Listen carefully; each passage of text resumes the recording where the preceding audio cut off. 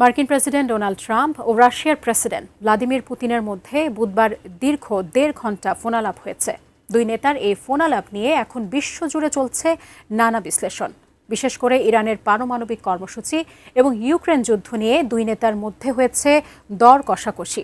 Iran ইস্যুতে Moscow সহায়তার হাত বাড়াতে চাইলেও ট্রাম্পের পক্ষ থেকে এসেছে এক কঠিন শর্ত।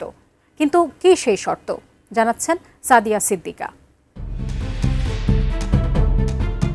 হোয়াইট হাউসের ওভাল অফিস থেকে আসা এই একটি ফোন আলাপ যেন বদলে দিচ্ছে ভূ রাজনীতির সমীকরণ।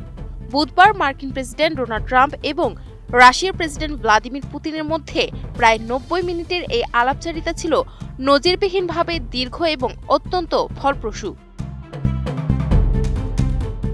দুই নেতার এই ফোন আলাপের মূল কেন্দ্রবিন্দুতে ছিল ইরান। মধ্যপ্রাচ্যে চলমান অস্থিরতা এবং ইরানের ইউরেনিয়াম সমৃদ্ধকরণের মজুত নিয়ে ওয়াশিংটনের যে উদ্বেগ, সেখানে এবার ত্রাতা হিসেবে আবির্ভূত হতে চান পুতিন। রাশিয়ার প্রেসিডেন্ট সরাসরি প্রস্তাব দিয়েছেন ইউরেনিয়াম মজুত নিয়ে চলমান বিরোধ নিষ্পত্তিতে তিনি যুক্তরাষ্ট্রকে পূর্ণ সহায়তা করতে চান। এমনকি ইউরেনিয়াম সমৃদ্ধকরণ প্রক্রিয়ায় রাশিয়ার যুক্ত হওয়ার মাধ্যমে একটি টেকসই সমাধানের পথও দেখিয়েছেন তিনি। কোয়ালিটি সম্পন্ন আন্তর্জাতিক মানের still bar CSRM, committed for better still. তবে ডোনাল্ড ট্রাম্পের স্বভাবজাত কৌশলী অবস্থান ছিল লক্ষ্য করার মতো।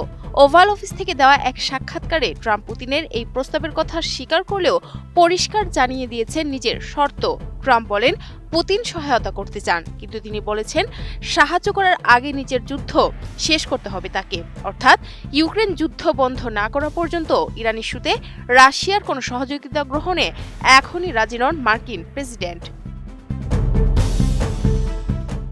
এদিকে ক্রেমলিন সূত্রে জানানো হয়েছে দুই নেতার আলোচনায় গুরুত্ব পেয়েছে মধ্যপ্রাচ্যের যুদ্ধবিরতি ইস্যু।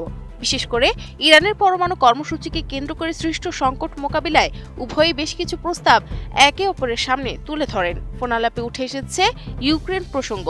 ক্রেমলিনের এক কর্মকর্তা ইঙ্গিত দিয়েছেন আগামী মাসে দ্বিতীয় বিশ্বযুদ্ধ শেষ হওয়ার বার্ষিকী উপলক্ষে ইউক্রেনে একটি অস্থায়ী যুদ্ধবিরতির প্রস্তাব দিয়েছেন পুতিন। এদিকে প্রেসিডেন্ট ট্রাম্প এই আলোচনাকে খুবই কার্যকর বলে অভিহিত করেছেন। তার মতে ইউক্রেন সংঘাতের একটি সমাধান এখন হাতের নাগালে এবং তা খুব দ্রুতই আসতে পারে। রাজনৈতিক বিশ্লেষকরা মনে করছেন ইরানের পারমাণবিক লাগাম টেনে ধরা এবং ইউক্রেন যুদ্ধের ইতিটানা এই দুই লক্ষ্য অর্জনে ট্রাম্প ও পুতিন এক নতুন কূটনৈতিক অধ্যায় শুরু করতে যাচ্ছেন। Sadia Siddika, ATN news.